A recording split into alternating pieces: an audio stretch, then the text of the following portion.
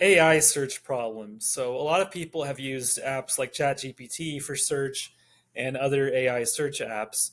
And a lot of times you'll notice the results are really good and they do pull out a lot of good information.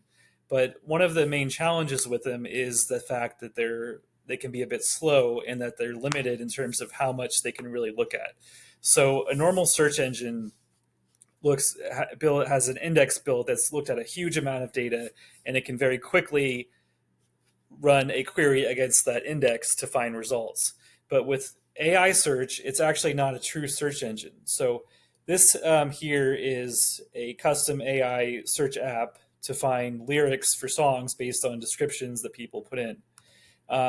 So this is a great example of how it works.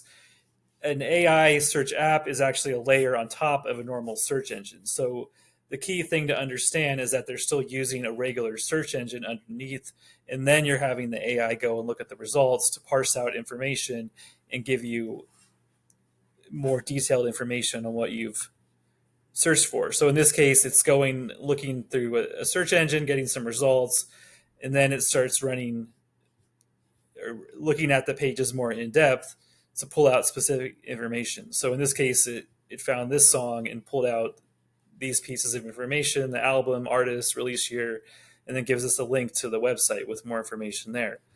So the problem here is that, as you can see, it did take a bit of time, whereas a normal search engine search is basically instant.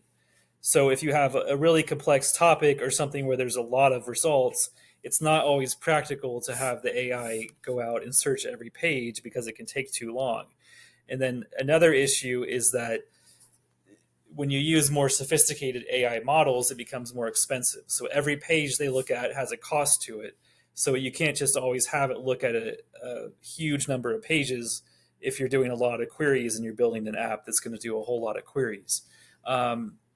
So those are kind of the two main concerns that people usually have, and the AI search problems that people come up against when they're trying to build these apps. So a lot of times you have to keep these problems in mind from the start because it's something that you have to optimize for. Like if you want to have the best possible AI search app, you can't always use the best possible model without having the cost be extremely high. So you have to factor that into your business plan. And is it something that people are actually willing to pay for? Where you could use the top of the line model and they'll pay per search or a monthly subscription with a certain number of searches or something like that?